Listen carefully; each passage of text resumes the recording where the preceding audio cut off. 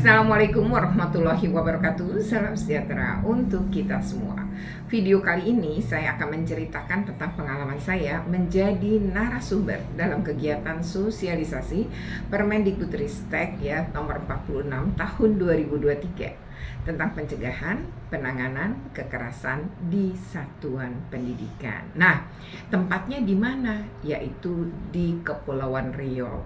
Ada dua yang terlibat, yaitu Kota Tanjung Pinang dengan Kabupaten Bintan. Nah, pada hari pertama ini adalah Kota Tanjung Pinang ya. Yang hadir adalah perwakilan dari SD, SMP, SMA maupun SMK, khususnya tim PPK-nya. Jadi tim pencegahan penanganan kekerasan di satuan pendidikan. Nah, seperti apa kegiatannya? Ikuti terus dalam video ini, tapi sudah jangan lupa untuk di like, share, comment, and subscribe. Bagi yang belum subscribe, segera subscribe untuk terus terupdate dengan video pendidikan, anak dan kulineran.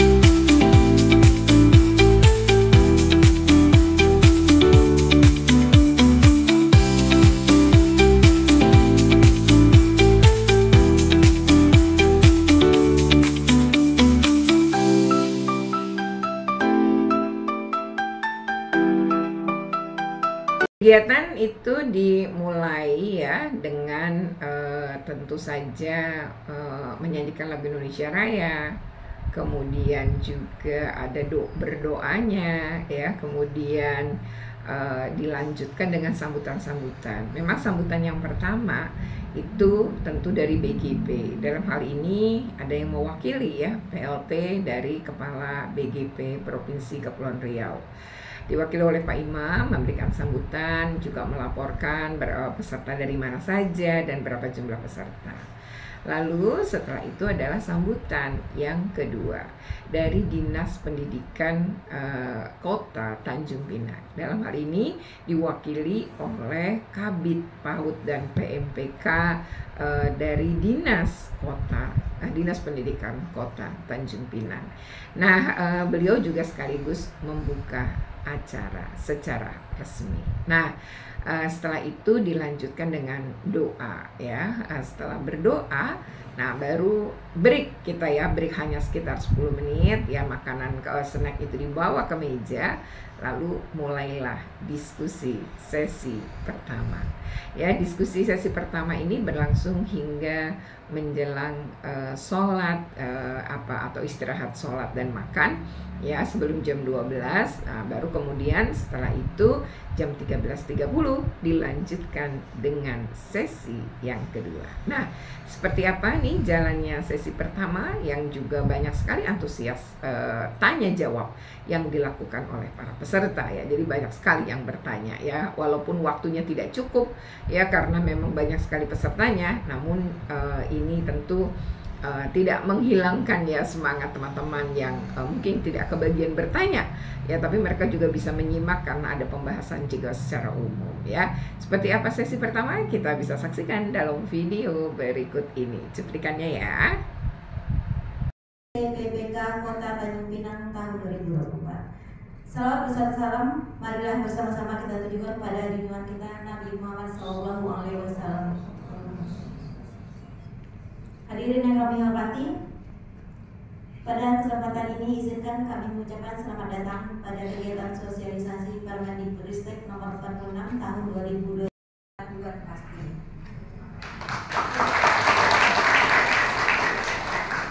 Jembatan Dompak megah membentang, menghubungkan harapan dengan kenyataan. Di Tanjung Pinang kita bersidang sosialisasi ini untuk pendidikan masa depan. Yang terhormat PLT Kepala BGP Provinsi Kepulauan Riau atau yang mewakili, yang kami hormati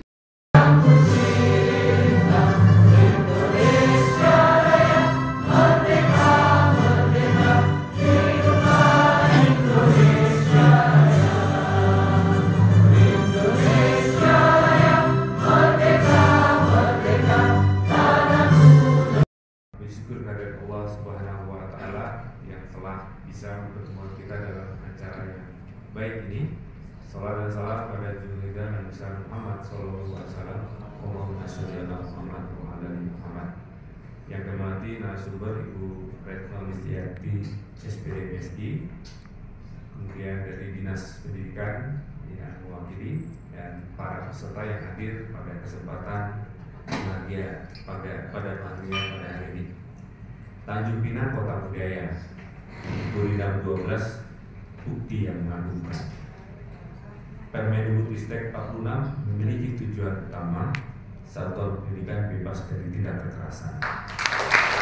Akan berbagi pengalaman teman-teman sekalian, bagaimana nanti teman-teman di satuan pendidikan jika saat ini problematika kekerasan di satuan pendidikan itu bukan lagi perkara siswa dengan siswa, guru dengan siswa. Sekarang orang tua terhadap guru. Sekarang ya, bukan lagi yang jadi tidak kerasan adalah teman-teman sekalian sebagai guru, kepala sekolah oleh arogansi. Saya banggakan Bapak Ibu peserta kegiatan sosialisasi Permendikbudristek nomor 46 tahun 2023 di lingkungan pemerintah Kota Tanjung Pinang. Salam dan salam tidak lupa kita hadiahkan kepada junjungan kita yakni Nabi besar Muhammad Sallallahu Alaihi Wasallam dengan ucapan Allahumma sholli ala sayyidina Muhammad wa ala ali sayyidina Muhammad. Mohon izin Bapak, pertama saya menyampaikan salam dari Pak Kadis, Bu Sekretaris, karena pada hari ini di waktu yang bersamaan beliau ada kegiatan sehingga mewakilkan untuk kegiatan ini kepada saya. Alhamdulillah Tanjung Pinang sudah membuat Pak SKTPPK untuk semua jenjang satuan pendidikan, mulai dari tingkat PAUD sampai tingkat SMP. Alhamdulillah kita sudah ada tim penanganan kekerasan pada satuan pendidikan tersebut. Tetapi untuk jenjang PAUD dan jenjang SD mungkin kami juga kekurangan guru untuk di bidang konseling karena tidak ada ibu. Kalau SMP kan sudah ada. Jadi ada khusus guru yang menangani terkait jika adanya kasus-kasus kekerasan yang terjadi di satuan pendidikan. Satuan pendidikan bebas dari kekerasan, pendidikan maju, generasi cemerlang. Dengan mengucapkan Bismillahirrahmanirrahim, kegiatan sosialisasi Permendikbudristek nomor 46 tahun 2023 secara resmi kami nyatakan dibuka. Assalamualaikum warahmatullahi wabarakatuh. Perkenalkan Bapak, nama saya Muhammad Syah Muharram dari SMP Negeri 15 Tanjung Pinang. Pertanyaan saya pertama tentang peraturan sekolah ya Pak. Ibu, peraturan sekolah itu ada yang menetapkan bahwa siswa yang memiliki misalkan melanggar peraturan yang besar bisa dikeluarkan di sekolah. Itu yang pertama. Contoh kasusnya mungkin dia hamil pada saat sekolah. Apakah itu sudah benar atau tidak? Kalau seandainya memang itu tidak benar, apakah jalan satu-satunya? Apakah jalannya? Karena selama ini mungkin setiap sekolah khususnya di Tanjung Pinang ada peraturan tertulisnya Bu. Apalagi kita lihat kalau seandainya siswa kasus yang ingin saya tanya, permasalahan yang ingin saya tanyakan adalah siapa yang berhak menyelesaikan. Di sekolah saya itu ada satu kelas itu ada tiga siswa, yang satu berkebutuhan khusus, kemudian kebetulan bukan saya yang mengajarnya, cuman guru yang mengajar di kelas tersebut sering mengikuti pelatihan, membantu kepala sekolah. Jadi lebih sering saya ditugaskan kepala sekolah untuk meninjau-ninjau. Nah, orang yang bertiga ini sering kali menjadi korban anak dan sebagainya. Baik, saya akan bacakan dahulu biodata yang lumayan panjang ini ya. Tapi kalau tidak, teman-teman bisa melihat kapasitas seseorang dari pengalaman beliau selama ini. Baik, nama Ibu Retno Listiarti SPDM SI, kelahiran Jakarta 24 Mei tahun 70, S1-nya IKIP Jakarta 1 Romo dengan saya. Beliau PKN ya Bu.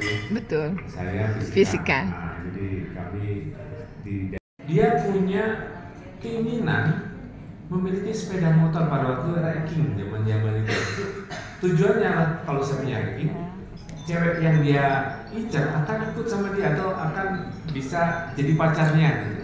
Tapi orang tuanya tidak memberi. Itu marah setengah mati sampai pokoknya dia dan orang tuanya marah karena tidak diberikan sepeda motor. Itu membuka sampai dia dewasa. Lalu dikatakan kamu harus mengikhlaskan. Orang tuanya kalau sudah masih ada ya kamu minta maaf. Kalaupun meninggal kamu berdoa di makamnya dan ya.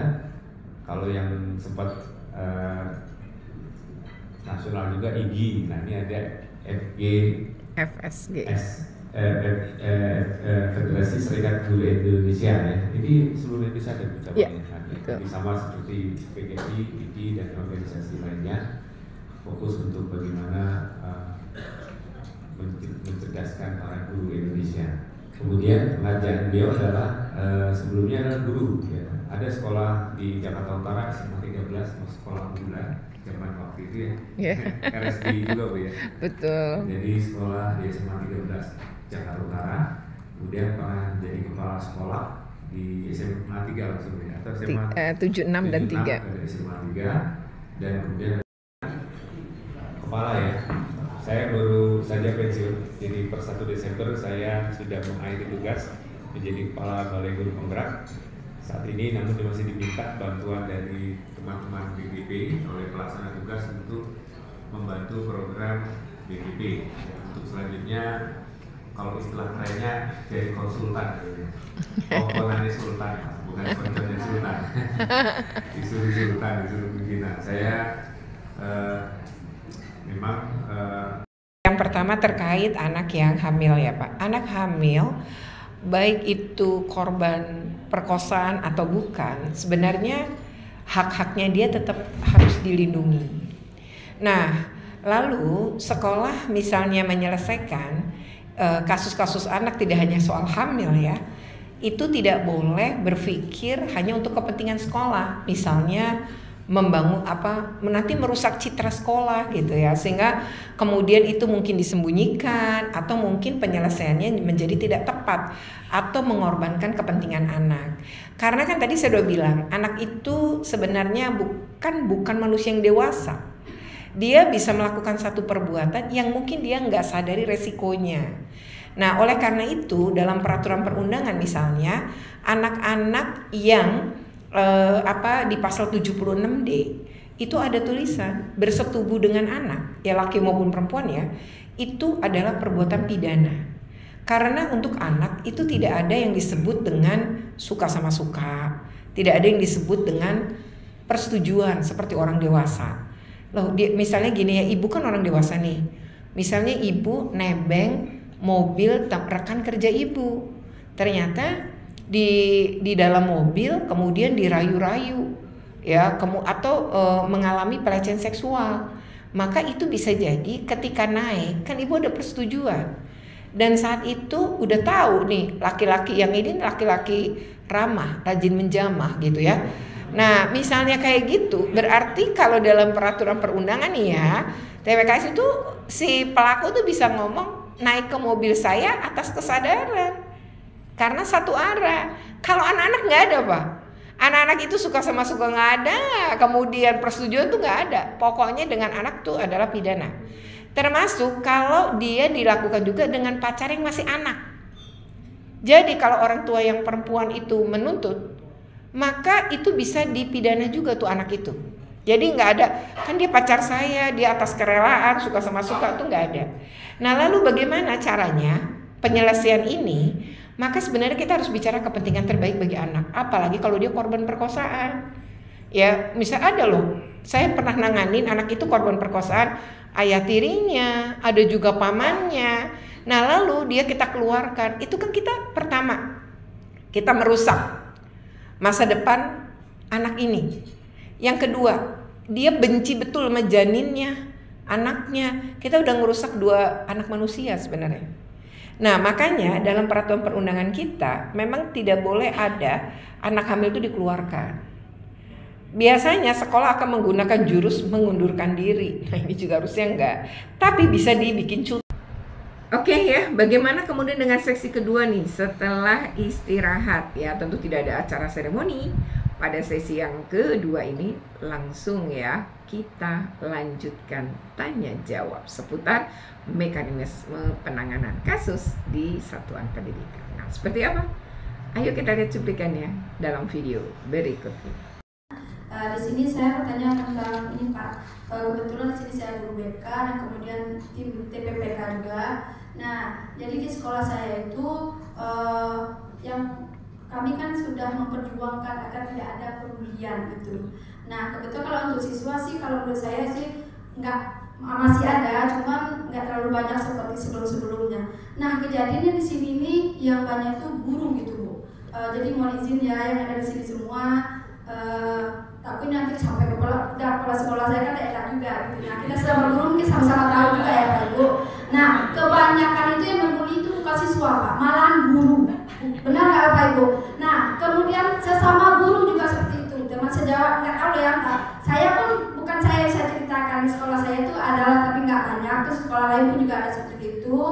Kami pun cerita-cerita ternyata sama yang saya rasakan itu. Nah, kemudian apalagi kalau ditanya, Ibu guru BK ya? Iya. Masa Ibu iya? Guru BK itu kan nggak ada kerjaan, ngapain tapi guru BK? Ya. Iya.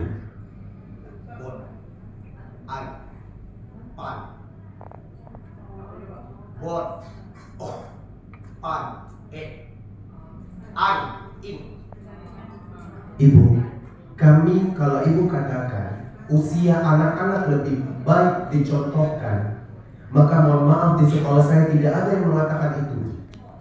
Budaya itu tidak muncul dalam kami. Kami sudah menegur secara lisan. Katanya diberikan budaya positif, kami sudah lakukan budaya positif. Cara menegur kami juga nggak langsung. Nah, perbaiki. Salah karena dia tertawa Ibu. Ketika itu ditegur kepada mereka, mereka tertawa. Ketika mereka mengucapkan kata-kata laknat, kata-kata kotor, mereka tidak sadar mengucapkannya. Kalau Ibu meminta kepada sekolah untuk memberikan pendidikan, insya Allah seluruh guru pasti sudah melakukan pendidikannya. Tapi entah kenapa, izin Ibu, karena ini adalah forum diskusi, saya mungkin akan memberikan sedikit masukan kepada Ibu. Kita anggap bahwa kita dalam hal ini adalah saling memberikan argumen. Maka tidak ada salahnya untuk kita tidak melihat atasan dan bawahan ketika terjadi diskusi, kita saling memberikan masukan. Baik, masukan saya yang pertama Ibu, ketika Ibu membandingkan antara Undang-Undang Nomor 82 Tahun 2015 dan Undang-Undang Nomor Permendikbud, bukan undang-undang, Permendikbud. Oh iya, Permendikbud, maaf. Permendikbud yang nomor saat itu Permendikbud Nomor 82 Tahun 2015 dengan Ibu bandingkan Permendikbud Nomor 46 Tahun 2023, tolong Ibu jangan mengecilkan Permendikbud Nomor 82 2015 dengan mengatakan ada kekurangan di area ini. Itu bahasanya tadi cukup fatal. Ibu, setahu saya Permendikbud itu tidak diciptakan. Selamat siang dan salam sejahtera untuk kita semua. Yang terhormat Ibu narasumber yang luar biasa pada siang hari ini. kemarin kami telah mendapatkan nama saya Lina dari SD 10 Tanjung Pinang Timur. Minggu yang lalu Bu, kami bimtek juga di sini tentang bimbingan dan konseling. Alhamdulillah materinya juga luar biasa, ditambah dengan hari ini tambah sangat luar biasa. Yang ingin saya tanyakan ini, kami mungkin di SD berbeda mungkin dengan di SMP dan SMA yang notabene adalah guru kelas dan tidak mempunyai guru BK. Mungkin nanti dengan turunnya seperti ini, mungkin di SD juga. Ya, silakan. Nah, sebutkan nama dari sekolah mana. Bisa didik orang lain, kadang-kadang kita sendiri yang terlepas atau bermasalah, sehingga bagaimana menyikapinya agar paling tidak kalau anak kita bermasalah di sekolah, apa yang perlu kita orang tua dapat menangani hal ini. Kemarin ada cerita Bu ya dari Batam itu, ada cerita anak yang waktu itu saya juga mengikuti sosialisasi dari dari Dinas Pendidikan Pemberdayaan Perempuan mengenai konferensi hak anak waktu itu. Jadi setelah itu kita diundang dari berbagai instansi, lapisan masyarakat, ada dari kepala PPK dan lain sebagainya. Jadi mengenai tentang konferensi hak anak. Setelah itu diturunkan, karena ada dari Dinas Pendidikan juga waktu itu, arahan untuk membentuk tim pencegahan penanganan kekerasan. Dan waktu itu ada beberapa sekolah yang sudah dibuatkan SK langsung oleh Dinas Pendidikan. Salah satunya itu SD saya, seperti itu. Jadi setelah kegiatan itu berlangsung, ada beberapa kali pertemuan dan kita ditemukan dengan instansi terkait. Ada dinas sosial, ada DP3 dan lain sebagainya. Setelah itu, dengan adanya kegiatan itu, saya bisa berkomunikasi dengan instansi dan menyalurkan permasalahan. Bapak Ibu, ini ternyata penting bahwa kita tidak harus mengomentari hal yang tidak perlu. Artinya Bapak Ibu sekalian, jadi malah toksik itu kan kita kalau kita terlalu mengomentari hal lain. Tapi ya dengar saja, lalu refleksi, kemudian diskusikan. Kalau punya suami ya kita diskusikan secara ringan, atau punya teman atau punya kolega dan lain. Tentu ini yang kita bangun suasana untuk saling saling sharing, saling berpendapat tanpa emosi, tanpa tanpa kita berprasangka terhadap persoalan. Ya tadi kesehatan jiwa kita memang saat ini dalam penelitian pekerjaan yang sangat tinggi risikonya terhadap mental adalah guru, termasuk di kategori guru. Orang yang tekanan situasinya membuat ya harus mungkin nggak apa-apa suatu ketika dengan teman-teman belajar BK nanti saling mengkonseling diri ya. Satu bercerita, satunya itu mendengar, sampai unek-unek apa, gantian, satu yang bicara, yang satu mendengar. Tanpa harus memberikan, tapi berusaha mendengar itu latihan yang saya kira perlu dikembangkan. Latihan mau mendengar, tidak hanya harus bicara tapi mendengar. Baik Bapak-Ibu sekalian, kita sudah di waktunya sudah habis nih.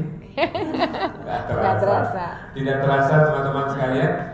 Toksik tadi harus kita bisa taruh lagi tempat sampah gitu. Tidak usah harus kita harus terpaku pada permasalahan. Jadilah pada proses itu adalah kita berada pada posisi yang netral, mendengar dan kemudian berempati, selanjutnya memberikan bagaimana meng-coach anak-anak ini. Demikian ya video ini, semoga bermanfaat. Jika bermanfaat jangan lupa ya untuk di like, share, comment, and subscribe. Bagi yang belum subscribe, segera subscribe untuk terus terupdate dengan video pendidikan anak dan kulineran. Ayo terus semangat untuk mewujudkan sekolah yang aman, nyaman, menyenangkan tanpa kekerasan. Oke, terima kasih. Wassalamualaikum. oleh BGP atau Balai Guru Penggerak Provinsi Kepulauan Riau. Dan ini ada 2 kabupaten kota yang terlibat, yaitu Kota Tanjung Pinang dan juga Kabupaten Bintan. Dan ini semua berada dalam satu pulau gitu atau satu daratan gitu ya.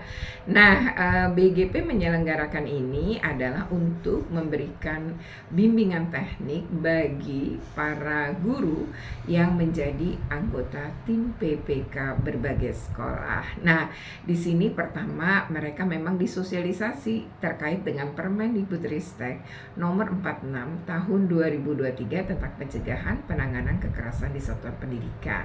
Saya adalah narasumber dan di sini saya tentu saja ya menyampaikan bagaimana tim PPK harus bekerja menangani kasus-kasus dan seperti apa mekanismenya dan melibatkan siapa saja. Itu adalah materi yang memang saya sampaikan, tapi yang lebih utama adalah saya ingin menyamakan persepsi dulu bahwa kekerasan itu adalah hal yang harus ditiadakan dalam pendidikan. Jadi jangan atas nama mendisiplinkan lalu melakukan kekerasan. Jadi ini bagaimana kita melakukan pendekatan disiplin positif ya. Jadi saya lebih menggerakkan hati guru-guru dan juga membuka mindset para guru bahwa kekerasan itu nggak pernah ada manfaatnya, bahkan lebih banyak mudaratnya ya, terutama bagi tumbuh kembang anak. Saya mengajak semua guru untuk bahagia ya, karena orang yang bahagia pasti bisa memperlakukan orang lain dengan baik, dan mustahil orang yang tidak bahagia itu bisa bahagiain orang lain. Jadi kalau kita ingin membahagiakan keluarga, membahagiakan peserta didik, maka yang harus kita lakukan adalah kita bahagia dulu. Nah, oleh karena itu di sini penting gitu memberi tahu apa sebenarnya dampak kekerasan itu, ya, bahwa mendisiplinkan anak dari tidak dengan kekerasan itu bisa dilakukan. Pertanyaan saya, disiplin positif. Nah, hal inilah yang dibahas ya ketika kegiatan sosialisasi ini. Jadi tidak hanya memberitahu bagaimana mekanismenya dan bagaimana Permendikbudristek ini isinya apa saja, tapi juga memberikan pemahaman bahwa melakukan kekerasan tidak akan ada manfaatnya. Ayo ya kita ciptakan yang sekolah yang aman, nyaman, dan menyenangkan untuk semua, tidak hanya peserta didik tapi juga pendidik, tenaga kependidikan, dan seluruh unsur yang berada di sekolah. Demikian ya video ini, semoga bermanfaat. Jika bermanfaat jangan lupa ya untuk di like, share, comment, and subscribe. Bagi yang belum subscribe, segera subscribe untuk terus terupdate dengan video pendidikan anak dan kulineran. Ayo terus semangat untuk mewujudkan sekolah yang aman, nyaman, menyenangkan, tanpa kekerasan. Oke, terima kasih. Wassalamualaikum.